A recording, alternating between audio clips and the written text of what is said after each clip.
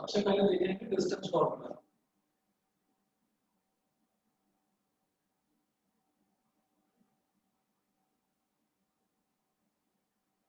Distance formula में ये है कि suppose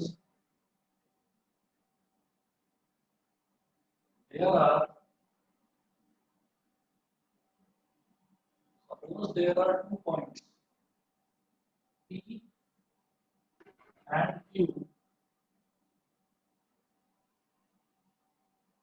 There are 2 points P and Q with coordinates. 2 points हैं P और Q और उनके कोऑर्डिनेट्स हैं x1 y1 and x2 y2. x1 y1 and x2 y2. ठीक है, तो दोनों के बीच का जो डिस्टेंस होगा distance PQ,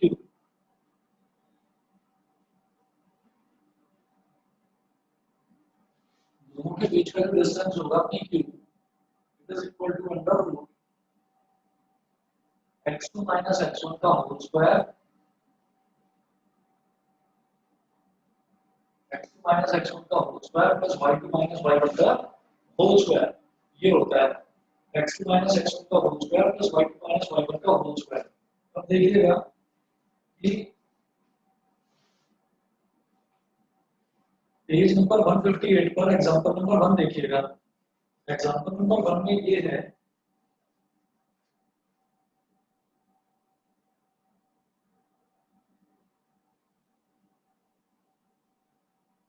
page number 158 example number 1, इसमें दे रखा है टू द पॉइंट्स, हमें 3 पॉइंट्स दे रखे हैं to the points 3,2 -2, -3 and 2,3 form a triangle. मेरी आवाज सभी को आ रही है? Yes sir. सभी को आवाज आ रही है? ठीक है। तो इन्होंने 3 पॉइंट्स दे रखे हैं 3,2 -2, -3 एंड 2,3। ये पूछ रहे हैं कि ये जो 3 पॉइंट्स हैं क्या ये 3 पॉइंट्स एक ट्रायंगल बनाते हैं, और अगर बनाते हैं तो उस ट्रायंगल की टाइप बताइए कि वो ट्रायंगल किस तरीके का ट्रायंगल है, इक्विलैटरल है, आइसोसेलेस है, राइट ट्रायंगल है, कैसा ट्रायंगल है। देखिएगा यहाँ पर सबसे पहले मैं निकालूंगा एक पॉइंट दे दिया मान लीजिए P, एक पॉइंट है 3,2 उसको मान लो P, तो ब्रैकेट में लिखूंगा 3,2। दूसरा पॉइंट है Q, इसको मान लीजिए -2, -3, और तीसरा पॉइंट है R, इसको बोल दीजिए 2,3। तीसरा पॉइंट है R, ये हो गया 2,3। अब ये पूछ रहे हैं कि ये जो 3 पॉइंट्स हैं क्या ये ट्रायंगल बनाते हैं। आप ये बताइए कि ये 3 पॉइंट्स जो हैं क्या ये तीनों पॉइंट्स एक ट्रायंगल बनाते हैं या नहीं बनाते। तो सबसे पहले मैं एक लेंथ निकालूंगा PQ। PQ is equal to under root formula यही x2 minus x1 का whole square plus y2 minus y1 का होल स्क्वायर, तो -2 -3 का होल स्क्वायर प्लस -3 -2 का होल स्क्वायर। -2 -3 क्या होता है -5, और -5 का स्क्वायर क्या हो जाएगा प्लस का 25। -3 -2 क्या होगा -5, और -5 का स्क्वायर क्या हो जाएगा अगेन 25। तो 25 प्लस 25 हो जाएगा 50, तो ये हो गया अंडर रूट 50, अंडर रूट 50। अब देखिएगा ये PQ हो गया। अब इसी तरह से मैं निकालूंगा QR। QR कैसे निकलेगा 2 -2 2 का होल स्क्वायर प्लस 3 -3 का होल स्क्वायर, 3 -3 का होल स्क्वायर, तो ये हो गया अंडर रूट में 2 -2 मतलब 2 + 2, तो 2 + 2 का मतलब हो गया 4, 4 का स्क्वायर 16, 3 -3 मतलब 3 + 3, और 3 + 3 होता है 6, 6 का स्क्वायर हो गया 36, 36 + 16 ये हो गया अंडर रूट 52। PQ हो गया, QR हो गया, और इसके बाद हम निकालेंगे इसमें जो तीसरी साइड है PR निकाल दीजिए। यार के लिए देख लो आप, ये हो गया x1 y1, ये हो गया x2 y2, ये हो जाएगा 2 - 3 का होल स्क्वायर प्लस 3 - 2 का whole square.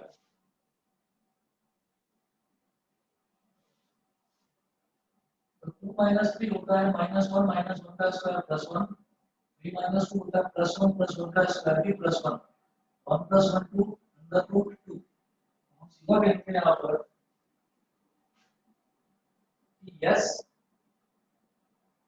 it forms a triangle। Reason क्या है? रीजन ये है कि इसमें जब हम ये कहेंगे या तो बनेगा ट्रायंगल या तो ट्रायंगल बनेगा, और अगर ट्रायंगल नहीं बनेगा तो हम ये बोलेंगे कि तीनों के तीनों जो पॉइंट्स हैं वो कोलिनियर है, मतलब तीनों पॉइंट्स जो है वो एक स्ट्रेट लाइन में लाई करते हैं। ट्रायंगल जो है वो कब बनता है? जब तीन पॉइंट्स कोलिनियर ना हो। दो पॉइंट्स तो हमेशा कोलिनियर होते हैं, जैसे देखो मैंने बोला P और Q, अगर मान लीजिए दो पॉइंट्स हैं तो दो पॉइंट्स को तो मैं बड़े आराम से हमेशा ज्वाइन कर सकता हूँ। अगर तीसरा पॉइंट इसी लाइन में लाई करता है, अगर तीसरा पॉइंट इसी लाइन में लाई करता है तो मैं बोलूंगा कि P, Q और R इन तीनों पॉइंट्स की हेल्प से मैं ट्रायंगल नहीं बना सकता। अगर तीनों पॉइंट एक लाइन में लाई करते हैं, यानी कि अगर तीनों पॉइंट कोलिनियर हैं तो हम बोलेंगे triangle can not be form. लेकिन अगर तीसरा पॉइंट कहीं भी और लाई करता है, किधर भी, बस इस लाइन पर लाई करता है, मान लो इधर है तीसरा पॉइंट हमारा R यहाँ पर है, मैंने बोला कि फिर तो बड़े आराम से ट्रायंगल बन गया PQR। मुझे लगता है मेरी बात आप लोग समझ गए। तो हम ये कहेंगे, और ये कैसे पता चलेगा कि तीन पॉइंट्स कोलिनियर है? जो कोई भी दो साइड्स का सम तीसरी साइड के बराबर होना चाहिए। मतलब अगर मान लो ये है P, Q और R, तो PQ + QR is equal to PR होना चाहिए। या अगर मान लो R बीच में है और Q लास्ट में है, मैं बोलूंगा PR + RQ वो PQ के बराबर होना चाहिए। तो ऐसा करते हैं, हम ये कहेंगे कि यहाँ पर मेरे पास तीनों साइड्स आ गई, √50, √52 और √2। तो कोई भी दो साइड्स का सम अगर तीसरी साइड के इक्वल हो जाता है, कोई भी दो साइड्स का सम अगर तीसरी साइड के इक्वल हो जाता है, तो मैं बोलूंगा कि points are collinear and so triangle can not be form. और अगर ऐसा नहीं होता तो मैं कहूंगा yes triangle can be form. हम यहाँ लिखेंगे because yes it forms a triangle because sum of any two sides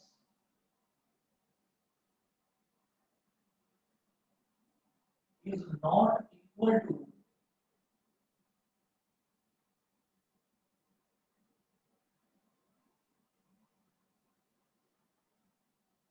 because sum of any two sides is not equal to the third side। मेरी बात समझ में आ गई सभी को? मेरी बात सभी को क्लियर है? Yes, sir. ठीक है, कि कोई भी दो साइड्स का सम अगर तीसरी साइड के सम के बराबर हो जाता तो मैं ये कहता कि वो कोलिनियर हो गए, कि पॉइंट्स कोलिनियर हो गए। और पॉइंट्स कोलिनियर हो जाते हैं तो हम कहेंगे triangle can not be form. यहाँ पर कोई भी दो साइड्स का सम तीसरी साइड के इक्वल नहीं है ना? तो हम ये कहेंगे कि ये जो पॉइंट्स हैं ये कोलिनियर नहीं है, और जब पॉइंट्स कोलिनियर नहीं है तो yes a triangle can be form. फिर हम कहेंगे moreover we observe here that PQ का स्क्वायर प्लस PR का square is equal to QR का स्क्वायर,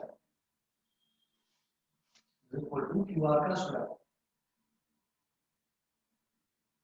तो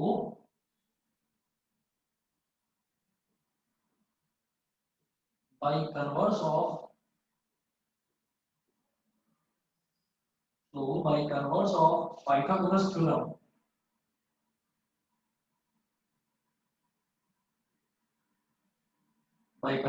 Pythagoras theorem, we can say that triangle PQR is a right triangle, right angle at, बताइए right angle कहाँ बनेगा, right angle कहाँ बनेगा। मैं ये कहूंगा कि जब दो साइड्स हैं, the sum of squares of two sides, दो साइड्स के स्क्वायर्स का सम तीसरी साइड के स्क्वायर के बराबर है, इसका मतलब पाइथागोरस थ्योरम सेटिस्फाई हो रही है, इसका मतलब ये राइट ट्रायंगल है। और राइट ट्रायंगल है तो राइट एंगल कहाँ बनेगा बताएंगे। P पे। P पे। पर बनेगा क्यों, क्योंकि ये हमारा बेस हो गया और ये हमारा परपेंडिकुलर हो गया, और इन दोनों में PQ और PR में कॉमन क्या है P, तो राइट एंगल एट P। बताइए क्लियर है अक्षय। Yes sir. सर जिसपे जो कॉमन है तो वो उस पे बनेगा राइट एंगल। जो कॉमन होता है उसी पर राइट एंगल बनता है, okay sir. Right angle at P। ठीक, सभी को समझ में आ गया ये, Deepanshi, Devshi. Yes, sir. Yes, sir. ठीक है, उसके बाद देखिएगा, अब मैं बात करता हूँ एग्जांपल नंबर 2 की। तो एग्जांपल नंबर 2 देखिएगा, show that the points 1 7 4 2 -1 -1 and -4, 4 are the vertices of a square.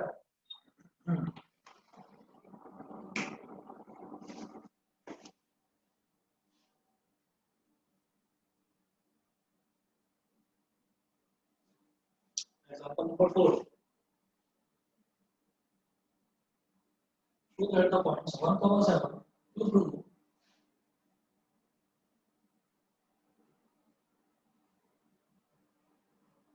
points A, ये क्या है 1 7, ये है 1 7, B है 4 2। सर आपने क्या लिखा है वो एग्जाम्पल 4। एग्जांपल 2 है, गलत लिख दिया। हाँ yes sir. Example number 2 page number 159। Show that the points 1 7, B है 4 2 और C है -1 -1। ये A B C D ये मैंने अज्यूम करा है, यहाँ इन्होंने तो सिर्फ पॉइंट्स दे रखे हैं, -1 -1 and -4 4, -4 4 are the vertices of a square. मुझे ये शो करना है कि ये स्क्वायर के वर्टिसेस हैं। तो वो क्या होता है कि अगर मैं चारों साइड्स को इक्वल प्रूव कर दूं, अगर चारों साइड्स को इक्वल प्रूव कर दूं तो फिर ये रोम्बस हो जाएगा, स्क्वायर नहीं रोम्बस हो जाएगा अगर चारों साइड्स इक्वल प्रूव हो जाए।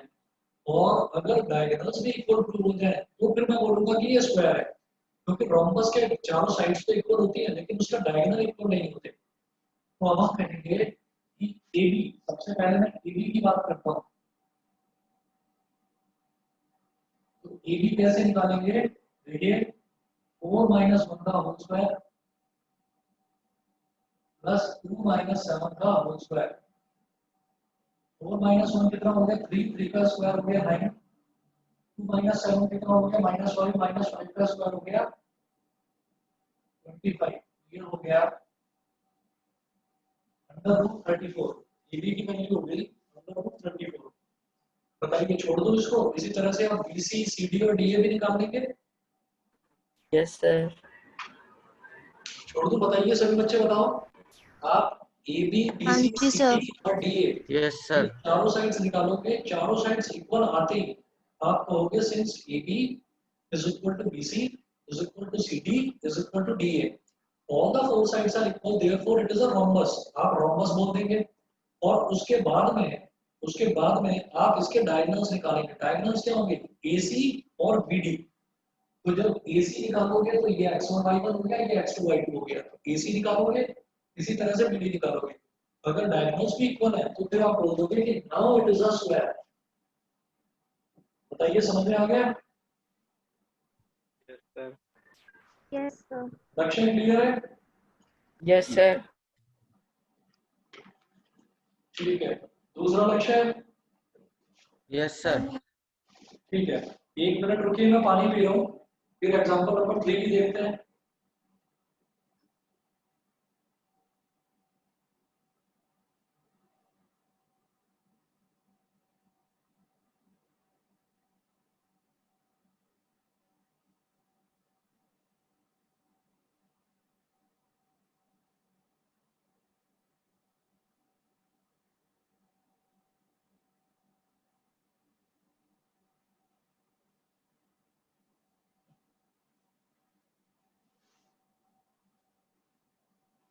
एग्जांपल नंबर 3 में है कि figure 7.6 shows the arrangement of desks in a classroom.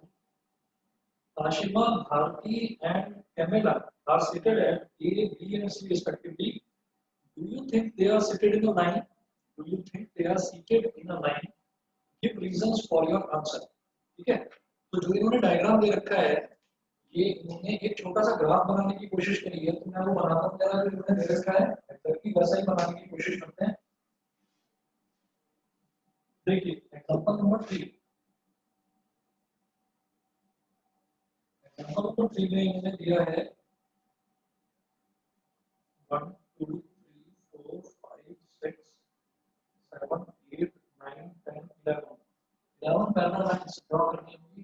1 2 3 4 5 6 7 8 9 10 और 11।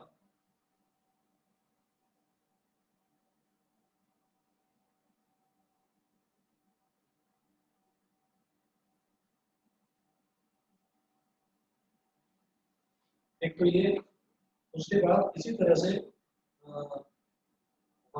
2 3 4 5 6 7 8 9 10 11 11 ऊपर तो 1 को लिखिए 1 2 3 4 5 6 7 8 9 10 और लास्ट लाइन 11 20।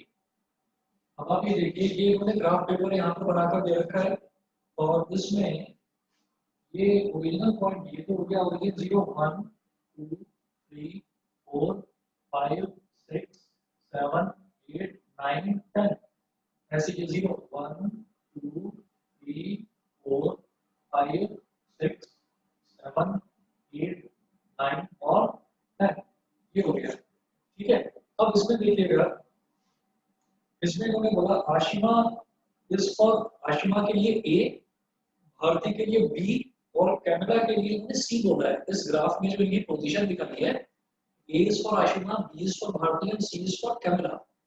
तो आशिमा वो यहाँ पर है, इस पोजीशन पर है ए, इस पोजीशन पर इधर डॉट बना रखा है।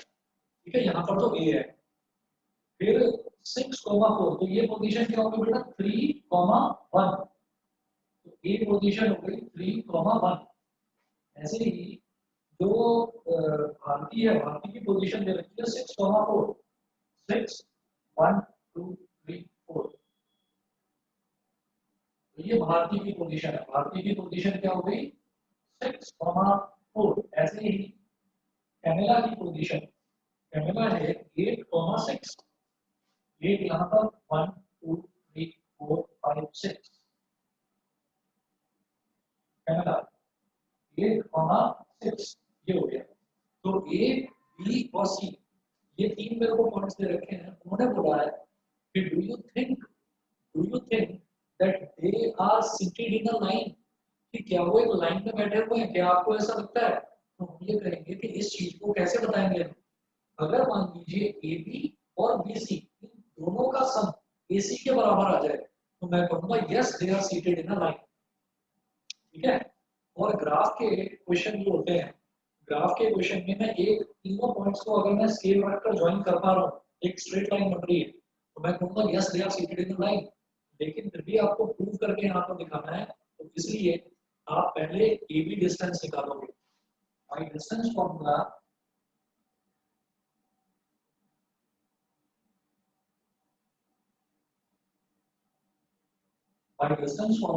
ए बी क्या हो जाएगा 6 minus 3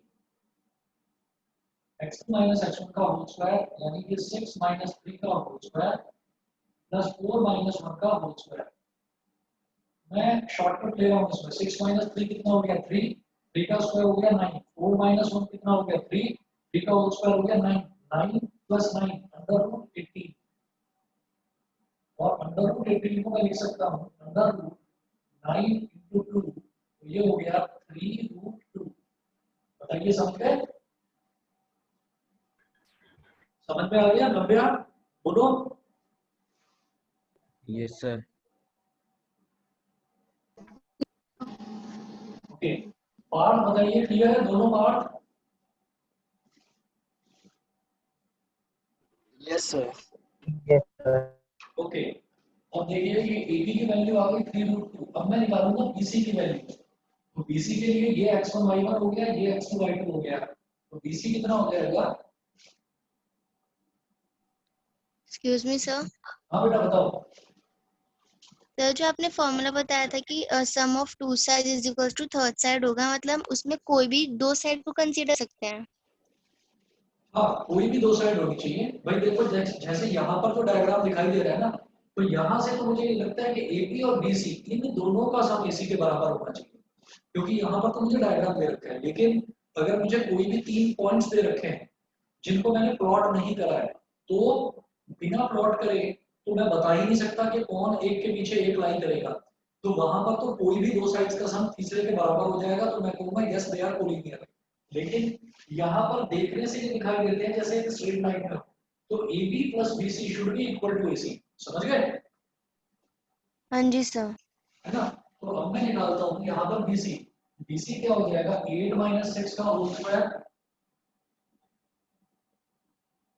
प्लस 6 - 4 का होल स्क्वायर। तो 8 - 6 हो गया 2, 2 का स्क्वायर हो गया 4, 6 - 4 हो गया 2, 2 का होल स्क्वायर हो गया 4, 4 + 4 हो गया 8। ये हो गया √8। √8 को मैं बोलूंगा 4 × 2। 4 बाहर आकर हो जाएगा बेटा 2, तो ये बन गया 2√2। ठीक है, BC की वैल्यू हो गई 2√2। अब मैं निकालूंगा AC की वैल्यू। जब AC निकालेंगे तो ये हो गया x1 y1, ये हो गया x2 y2। 8 - 3 का होल स्क्वायर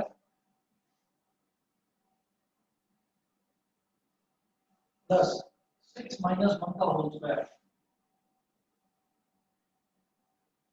8 - 3 यानी कि 5, 5 का स्क्वायर 25, 6 - 1 यानी कि 5, 5 का square 25।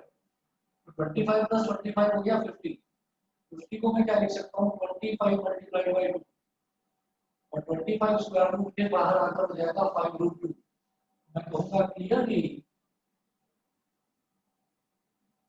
AB plus BC is equal to 3√2 plus 2√2। तो √2 ऐसे बिहेव कर रहा है जैसे कि x हो, कि 3x + 2x क्या हो जाएगा? 5x। ये हो गया 5√2।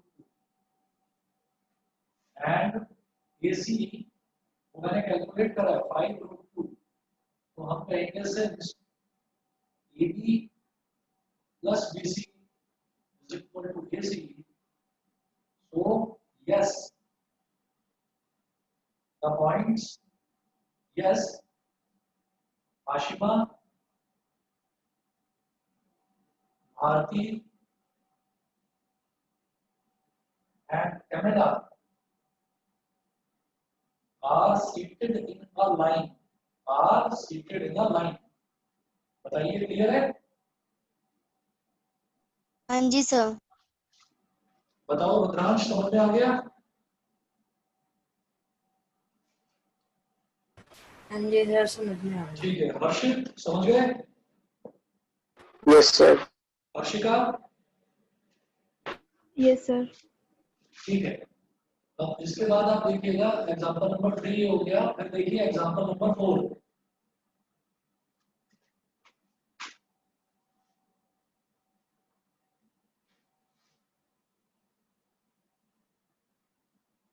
एग्जांपल 4 में क्या होगा देखें।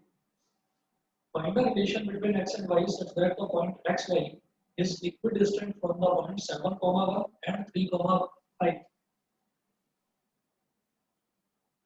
Given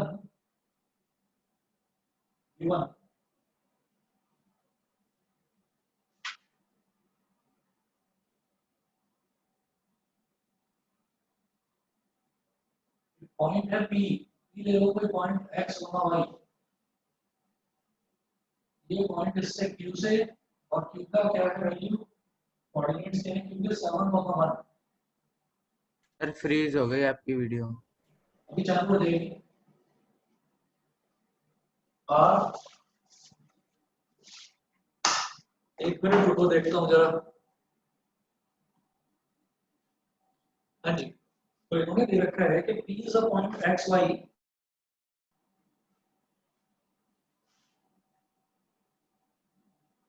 हाँ जी, पता नहीं क्या बीच में कैसे गायब हो गया था, एकदम स्क्रीन ही ब्लैंक हो गई थी, अपने आप ही चालू हो गया फिर। अभी सबको मेरी आवाज सुनाई दे रही है यस हाँ सर। जी सर। और वीडियो भी दिखाई दे रही है, स्क्रीन भी दिख रही है ना? Yes sir. चलो ठीक है, ठीक है। तो देखिएगा कि इन्होंने बोला है कि एक पॉइंट है एक्स वाई और वो 7,1 और 3,5 से इक्वी डिस्टेंट है। इक्वी डिस्टेंट मतलब इसका डिस्टेंस इक्वल है, बराबर डिस्टेंस है, ठीक है। तो इसका मतलब ये कंडीशन गिवन है, गिवन ये जो लेंथ है पी क्यू और ये जो लेंथ है पी आर, ये दोनों के दोनों इक्वल दे रखे हैं। P Q is equal to P R. तो जब मैं पी क्यू निकालूंगा बाय यूजिंग डिस्टेंस फॉर्मूला, तो क्या हो जाएगा, आप इसको x1 y1 बोल दो, इसको x2 y2 बोल दो, या उल्टा कर दो, इसको x2 y2 और इसको x1 y1। तो पी क्यू हो जाएगा अंडर रूट x माइनस 7 का whole square plus y minus 1 का whole square is equal to P R क्या हो जाएगा, x माइनस 3 का whole square plus y minus 5 का होल स्क्वायर। तो इन्होंने ये बोला है कि ये जो है ना, मतलब ये वाला पॉइंट ये इससे बराबर डिस्टेंस पर है और इससे भी बराबर डिस्टेंस पर है। दोनों के डिस्टेंस जो है वो बराबर है। इक्वल डिस्टेंस का मतलब इक्वल डिस्टेंस। तो आप x और y के बीच में रिलेशन बताइए। तो x और y के बीच में रिलेशन क्या होगा, देखो इधर यहाँ भी स्क्वायर रूट है, यहाँ भी स्क्वायर रूट है, आप कहिए squaring both sides. Squaring both sides मैंने दोनों तरफ स्क्वायर कर दिया ताकि ये जो स्क्वायर रूट है, इस स्क्वायर रूट का ये झमेला खत्म हो जाए। मैंने इसलिए दोनों तरफ स्क्वायर कर दिया। अब देखिएगा अब क्या करेंगे, स्क्वायरिंग करते ही हमारा स्क्वायर रूट खत्म हो जाएगा और जो ये अंदर वाला है इसको हम एक्सपेंड करना शुरू करेंगे। तो एक साथ दोनों काम कर रहा हूँ मैं, स्क्वायर रूट भी हटा रहा हूँ और स्क्वायर रूट के अंदर लिखी हुई जो टर्म्स हैं इनको मैं एक्सपेंड भी कर रहा हूँ।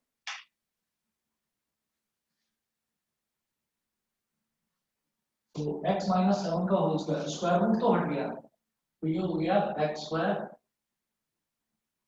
प्लस 49 माइनस 14x, फिर y माइनस 1 का होल स्क्वायर, ये क्या हो जाएगा y square plus 1 minus 2y is equal to x minus 3 का होल स्क्वायर क्या हो जाएगा, x square plus 9 minus 6x, y minus 5 का होल स्क्वायर क्या हो जाएगा, y square plus 25 minus 10y, ये हो गया। x स्क्वायर से x square cancel, y square से y स्क्वायर कैंसिल। उसके बाद आप ये जो टर्म है, जितनी भी टर्म्स हैं सारी सबको लेफ्ट में ले आओ। माइनस 14x और ये माइनस 6x था, इधर आकर प्लस 6x, फिर माइनस 2y और इधर माइनस 10y था, इधर आकर प्लस 10y, फिर 49 प्लस 1 है 50, 25 प्लस 9 है 34, इधर आकर माइनस 34 इज इक्वल टू 0। कितना हो गया, माइनस 14x प्लस 6x कितना हो जाएगा, minus 8x, minus 2y plus 10y क्या हो जाएगा, प्लस का 8y, 50 माइनस 34 हो जाएगा प्लस का 16 इज इक्वल टू 0। आप इसमें से थ्रू आउट माइनस 8 कॉमन ले सकते हो, माइनस 8 मैंने कॉमन ले लिया, तो ये टर्म माइनस का था, ये हो जाएगा प्लस का x। मैंने यहाँ से माइनस 8 कॉमन ले लिया, ये प्लस का था तो ये हो जाएगा माइनस का y, क्योंकि 8 तो कॉमन ले लिया। यहाँ से मैंने 8 कॉमन लिया तो 8 टू द 16, तो 2 आ जाएगा, लेकिन टू द माइनस साइन, क्योंकि मैंने माइनस 8 कॉमन लिया है। तो x minus y minus 2 is equal to 0। ये माइनस 8 इधर चला जाएगा, तो हमारे पास रिलेशन आ गया x minus y minus 2 is equal to 0। बताइए जी, सभी को क्लियर है? सर समझ नहीं आया सर। क्या समझ में नहीं आया? सर एक बार वो स्टार्टिंग से बता दीजिए, आपने स्क्वायर रूट किया है। अरे तो मुझे यहीं से बता देते तुम, मैं पूरा तब से करे जा रहा हूँ, मैं यहीं पर दोबारा बता देता। देखो, जब PQ है तो PQ का मतलब क्या है कि ये वाला पॉइंट इस वाले पॉइंट से 7,1 से और 3,5 इन दोनों से इक्वी डिस्टेंट है। इक्वी डिस्टेंट मतलब इक्वल डिस्टेंस पर है, बराबर दूरी पर है। बराबर दूरी का मतलब क्या है कि PQ का जो मैं डिस्टेंस निकालूंगा और PR का जो मैं डिस्टेंस निकालूंगा वो इक्वल होगा। तो PQ का डिस्टेंस क्या होगा, x2 माइनस x1 का whole square plus y2 minus y1 का होल स्क्वायर। तो x माइनस 7 का whole square plus y minus 1 का होल स्क्वायर, ये हो गया ठीक। और यस अंडर सर। रूट क्यों लगाया, क्योंकि डिस्टेंस फार्मूला होता है under root x2 minus x1 yes sir. Plus y2 minus y1 का whole square is equal to PR। ये दे रखा है कि ये डिस्टेंस और ये डिस्टेंस इक्वल होगा, इसीलिए PQ is equal to PR लेकर चल रहा हूं। इज इक्वल टू, अब इधर x2 माइनस x1 का whole square plus y2 minus y1 का होल स्क्वायर। तो x माइनस 3 का whole square plus y minus 5 का होल स्क्वायर। अब देखो, इधर भी स्क्वायर रूट है और इक्वालिटी के इस तरफ भी स्क्वायर रूट है, तो मैंने स्क्वायरिंग कर दिया दोनों तरफ। दोनों तरफ स्क्वायरिंग करेंगे तो क्या होगा, स्क्वायर रूट हट जाएगा। तो ये स्क्वायर रूट हट गया यहाँ का भी और यहाँ का भी। तो x माइनस 7 का होल स्क्वायर क्या हो जाएगा, x का स्क्वायर प्लस 7 का स्क्वायर क्या होता है 49 yes minus sir. a minus b का होल स्क्वायर। तो a square plus b square minus 2ab। तो माइनस 2 इंटू एक्स इंटू 7 क्या हो जाएगा माइनस 14x। इसी तरह से y माइनस 1 का होल स्क्वायर y का स्क्वायर प्लस 1 का स्क्वायर। 1 का स्क्वायर क्या होगा 1 माइनस 2 इंटू वाई इंटू 1 यानी कि माइनस 2y। इसी तरह से right hand side x minus 3 का whole square x square plus 9 square minus 6x plus y minus 5 का whole square y square plus 5 का square 25 minus 2 into y into 5 minus का 10y। इधर भी x स्क्वायर है, इधर भी x स्क्वायर है, कट गया। इधर भी यस। y स्क्वायर, इधर भी प्लस y स्क्वायर, कट गया। बाकी सारी टर्म को लेफ्ट हैंड साइड में ले आया। Minus 14x plus 6x is equal to कितना हो गया माइनस 8x माइनस 2y। और ये माइनस माइनस 10y इधर आकर हो जाएगा plus 10y। Minus 2y plus 10y कितना हो जाएगा प्लस 8y। 49 प्लस 1 कितना है 50 और 9 प्लस 25 कितना है 34, जो इधर आकर माइनस 34 हो जाएगा। 50 माइनस 34 और is equal to 0। Minus 8x plus 8y plus 16 is equal to 0। इसमें से माइनस 8 कॉमन ले लिया, आप चाहो तो प्लस 8 ले लेते कॉमन। मैंने माइनस 8 इस वजह से लिया है कि ये जो पहली वाली टर्म है ये ही नेगेटिव होती है तो थोड़ा देखने में अजीब लगता है, बाकी कोई प्रॉब्लम नहीं। बाकी कोई प्रॉब्लम नहीं, अगर आप 8 कॉमन लेते तो minus x plus y plus 2 is equal to 0 हो जाता। ये रिलेशन है एक्स और वाई का। बताइए समझ गए? Yes sir. ठीक है, कोई भी चीज ना समझ में आया करे पहले ही रोक दिया करो, वहीं रोक दिया करो, मैं दोबारा से बता दूंगा। अब देखिएगा एग्जांपल नंबर 5। एग्जांपल नंबर 5 में है find a point on the y-axis which is equidistant from the points a 6,5 and b minus 4,3.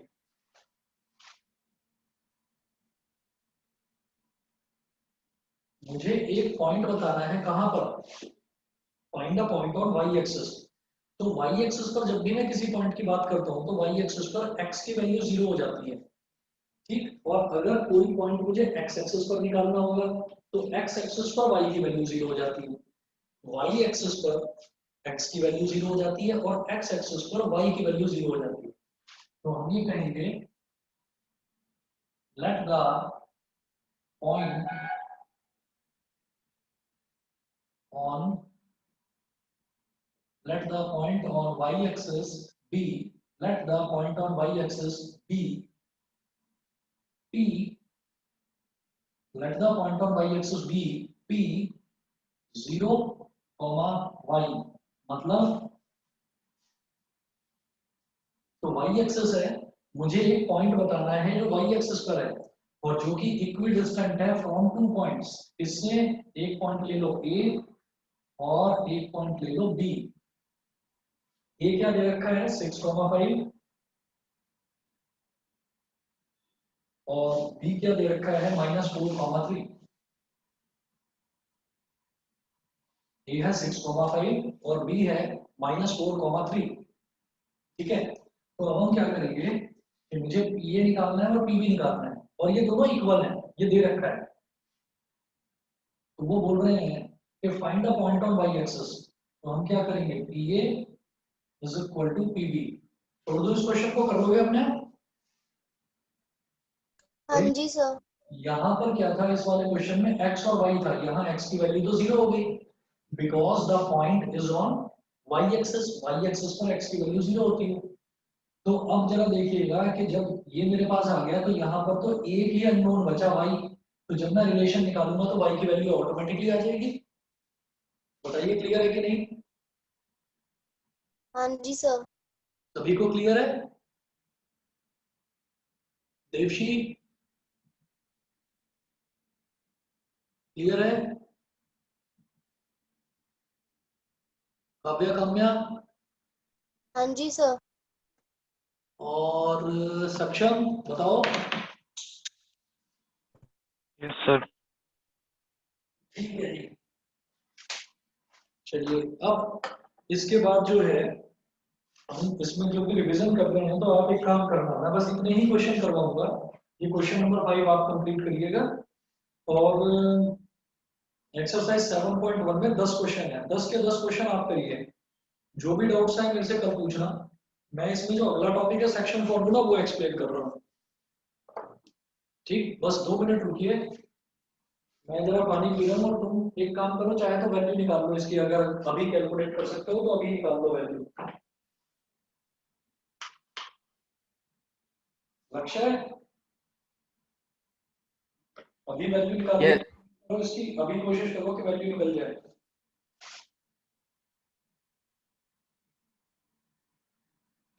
Sir आप होमवर्क एक बार फिर से रिपीट कर दीजिए। होमवर्क में जो पहली एक्सरसाइज है ना बेटा इसकी, डिस्टेंस फॉर्मूला वाली फर्स्ट एक्सरसाइज, वो पूरी कंप्लीट, 12 क्वेश्चन है उसमें, पूरे करने हैं। Okay sir. अगर आप लोग कर चुके हैं, आप में से जो भी बच्चा कर चुका है, वेल एंड गुड, कोई प्रॉब्लम नहीं है। अगर नहीं करा है, पहले किसी भी वजह से क्लास मिस हो गई थी, तो आप जरूर करिए इसको।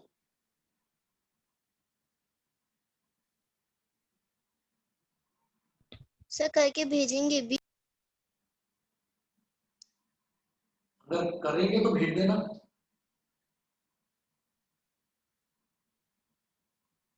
Okay sir.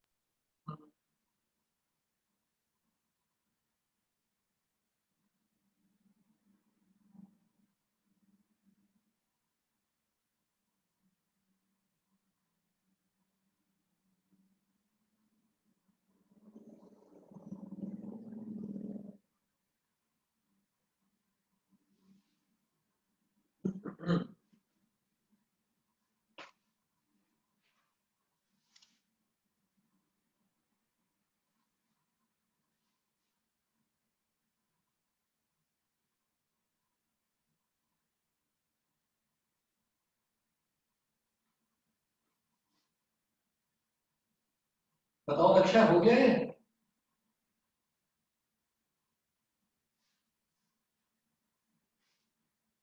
हुआ कि नहीं? आवाज नहीं आ रही? सर कर रहा हूँ अभी। ओके।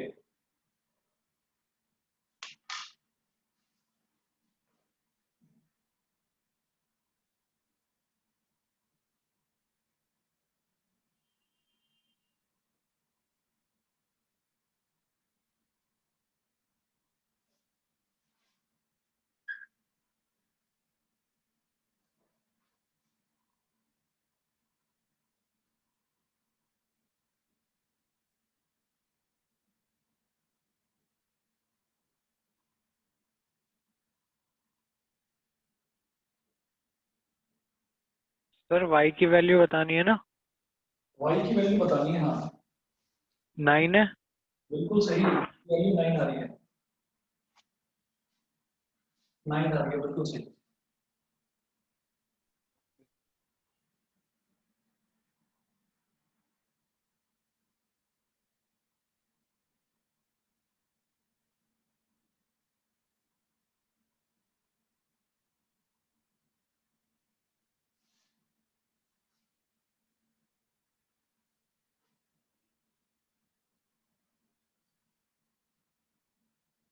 लक्ष्य हुआ?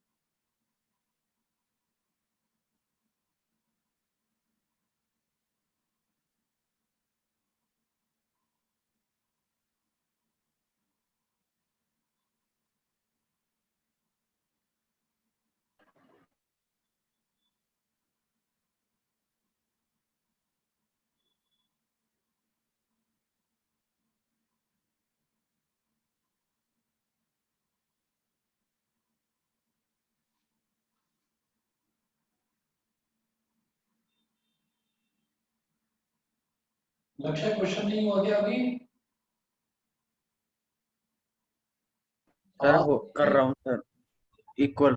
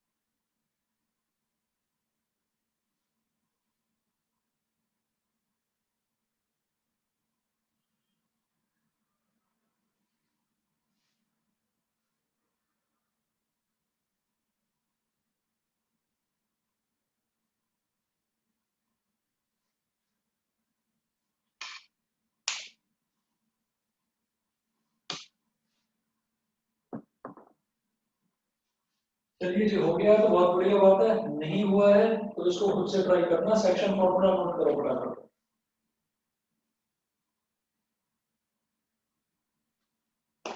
सेक्शन फॉर्मूला नोट करिए।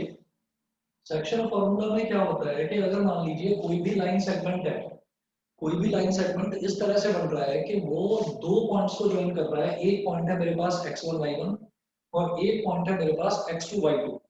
एक कोई भी लाइन सेगमेंट है वो इन दो पॉइंट्स को ज्वाइन कर रही है लाइन सेगमेंट, ठीक। और इसके कोऑर्डिनेट x1 y1, इसके कोऑर्डिनेट x2 y2 और बीच में कोई पॉइंट है r जो इसको m1:m2 के रेशियो में डिवाइड कर रहा है। ये पॉइंट r, ठीक है, m1:m2 के रेशियो में ये इसको डिवाइड कर रहा है। तो ऐसे में हम क्या बोलेंगे कि ये जो पॉइंट है ना r, ये जो r है जो इसको डिवाइड कर रहा है, इसके जो कोऑर्डिनेट्स हैं, इसके कोऑर्डिनेट्स होंगे m1x2 + m2x1 upon m1 + m2। समझ गए? m1x2 + m2x1 upon m1 + m2, comma ये तो x वाला हो गया, comma m1y2 + m2y1 upon m1 + m2, ये होगा, ठीक है। अब इस पर क्वेश्चन आप लिखिए। क्या बता दो। भाई ये इसमें ये हुआ नहीं क्या लक्ष्य अभी तक? P A = PB करके अगर बड़ा स्लो हो तुम तो। सर ये सेक्शन फॉर्मूला एक बार फिर समझा दो। सेक्शन फॉर्मूला बता रहा हूँ। मैंने कहा कि अगर हमारे पास कोई भी दो पॉइंट्स दे रखे हैं, एक पॉइंट है P और एक पॉइंट है Q। P के कोऑर्डिनेट्स हैं x1 y1 और Q के कोऑर्डिनेट्स हैं x2 y2, x1 y1 और x2 y2। तो उसमें अगर बीच में कोई नया पॉइंट आ जाता है r और वो नया पॉइंट आके इस लाइन सेगमेंट को डिवाइड करता है इन द रेशियो m1:m2, ठीक है। मतलब यहां से लेकर यहां तक वाली लेंथ एक तरह से मानो तो m1 हो गई, यहां से लेकर यहां तक वाली लेंथ m2 हो गई। फॉर एग्जांपल यहां से लेकर यहां तक वाली लेंथ हो गई 4 सेंटीमीटर और यहां से लेकर यहां तक वाली लेंथ हो गई 8 सेंटीमीटर। तो 4/8 क्या हो जाएगा? 1/2। तो मेरा रेशियो हो जाएगा 1:2। सोचिए यहां से लेकर यहां तक वाली लेंथ हो गई हमारे पास 6 सेंटीमीटर और यहां से लेकर यहां तक वाली लेंथ हो गई 9 सेंटीमीटर। तो 6/9 यानी कि क्या हो जाएगा? 2/3। तो रेशियो बन जाएगा 2:3। तो ये चीज होती है रेशियो, कि बीच वाला पॉइंट इस पूरी लाइन को किस रेशियो में डिवाइड कर रहा है। तो वो रेशियो हमको गिवन अगर है तो मैं इस r के कोऑर्डिनेट्स निकाल सकता हूँ। वो इस फॉर्मूले से निकलेंगे m1x2 + m2x1 upon m1 + m2, comma m1y2 + m2y1 upon m1 + m2। बताइए जी, क्लियर? सर कर लिया क्वेश्चन पहले वाला। आगे y की वैल्यू 9 आनी चाहिए। यस सर 9 आई है। ठीक है जी, बताओ जी, सेक्शन फॉर्मूला क्लियर है? सक्षम? Yes sir. ठीक है, इसके बाद देखिएगा, इसके बाद ये इसमें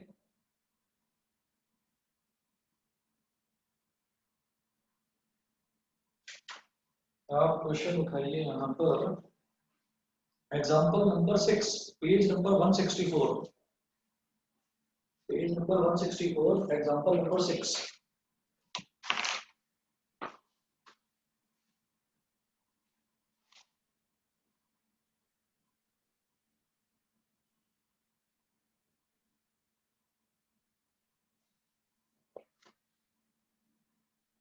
Find the coordinates of the point which divides the line segment joining the points 4, -3 and 8, 5 in the ratio 3:1 internally.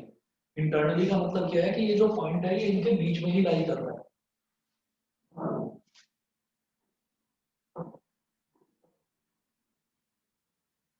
तो दो पॉइंट्स दे रखे हैं 4, -3 और 8, 5. तो 4 को तो मान लो भी, ये सॉरी ये वाला पॉइंट 4, -3 को मान लो भी. तो ये जो पॉइंट है Q, इसको मान लो आप, ये 8, 5 को मान लो Q, और ये इसको किस रेशियो में डिवाइड कर रहा है 3:1. ये हो गया R. तो ये आपका M1 इज इक्वल टू हो गया 3 और M2 इज इक्वल टू हो गया 1. M1 हो गया 3 और M2 हो गया 1. अब देखिएगा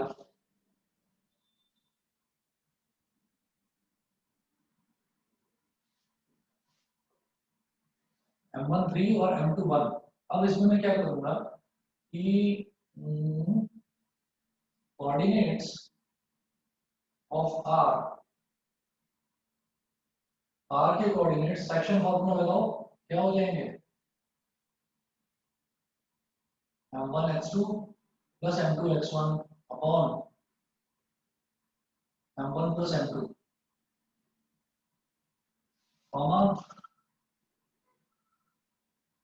M1 y2 plus M2 y1 upon M1 plus M2. ये हो गए कोऑर्डिनेट्स R के बाय यूजिंग सेक्शन फॉर्मूला. बस वैल्यू डालो और आंसर निकालो. M1 कितना है 3 और x2 कितना है 8. तो 3 into 8. M2 x1, M2 है 1 और x1 है 4. 1 into 4 upon M1 plus M2 3 plus 1 comma M1 y2. M1 है 3 और y2 है 5. 3 into 5 plus M2 y1. M2 है 1 और y1 है -3. 1 into -3 upon 3 plus 1. 3 8 is 24. 24 plus 4 हो गया 28. 28 upon 4. 5 3 is 15. 15 minus 3 कितना हो गया 12. 12 upon 4. 4 7 is 28. 4 3 is 12. ये आ गए कोऑर्डिनेट्स 7, 3. बताइए क्लियर है? हाँ जी सर. क्लियर है? तो यस सर. बस इतना करिएगा आज. और इसमें आप क्या करिएगा, जो पहली एक्सरसाइज है वो पहली एक्सरसाइज पूरी कंप्लीट करिए. मैं ये अभी रिवीजन में इसका इस वजह से करा रहा हूँ क्योंकि कई बच्चों के एग्जाम्स में ये आ रहा है, कईयों ने मेरे को बोला कि मेरे को कोऑर्डिनेट में प्रॉब्लम आ रही है. तो अब आप ये देखिएगा कि जो एक्सरसाइज फर्स्ट है, अगर किसी बच्चे ने कर रखी है और वो कॉन्फिडेंट है कि मुझे आती है, कोई प्रॉब्लम नहीं है, तो वो ना करे. लेकिन अगर किसी बच्चे को नहीं आती है तो वो एक्सरसाइज फर्स्ट करे. फर्स्ट करने के बाद जो डाउट्स हो मेरे से आप कल पूछना. सेक्शन फॉर्मूला मैं आपका कल फिनिश करा दूंगा. ठीक है? और ओके सर. हाँ जी, और एरिया ऑफ अ ट्रायंगल वो सिलेबस में से हट ही चुका है तो उसको करने की कोई जरूरत नहीं है. तो बस यही सेक्शन फॉर्मूला जो हमने डिस्कस भी कर लिया, बस क्वेश्चंस ट्राई करते हैं. तो कल में ये भी हो जाएगा. लेकिन कंडीशन यही है कि फर्स्ट एक्सरसाइज आप लोग आज ही लगकर मेहनत से कंप्लीट करना, जिस भी बच्चे ने नहीं करा है. Okay sir. Okay sir. Okay. Thank you sir. नमस्ते सर. ओके. Thank you, sir. नमस्ते. नमस्ते.